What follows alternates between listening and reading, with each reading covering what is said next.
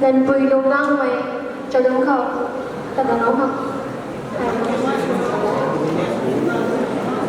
Tháng cô đi làm ra là những ngày em trang rồi không có làm ra dáng như em.